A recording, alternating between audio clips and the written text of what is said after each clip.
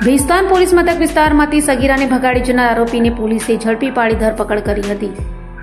Surat police commissioner Anupamsinh Gehlot, સંયુક્ત police commissioner Damor, નાયબ police commissioner Parmar અને મદદનીશ પોલીસ કમિશનરની સૂચનાને લઈ ભેસ્તાન પીઆઈ એ.એન. ગાબાણીની ટીમ પીએસઆઈ એચ.બી. ચૌધરીના માર્ગદર્શન હેઠળ પેટ્રોલિંગમાં હતી ત્યારે ઉન ખાતે રહેતા પરિવારની સગીરાને પ્રેમજાળમાં ફસાવી ગત 15 ફેબ્રુઆરીના રોજ મૂળ બિહારનું અને હાલ લીંબાદ ખાતે ખાનપુરા સંગમ સોસાયટી પાસે રહેતો મુમતાઝ શેખ ભગાડી ગયો હોવાની ફરિયાદ નોંધાઈ હોય જેની તપાસ કરાઈ રહી હતી ત્યારે પોલીસે અલગ અલગ ટીમો બનાવી તથા સીસીટીવી ચેક કર્યા બાદ આરોપી મુમતાઝ જહાંગીર શેખ અને ભોગ બનનાર સગીરાને શોધી કાઢી સગીરાનો કબજો પરિવારને સોંપ્યા બાદ આરોપી મુમતાઝ શેખની ધરપકડ કરી સળિયા પાછળ ધકેલી દીધો હતો.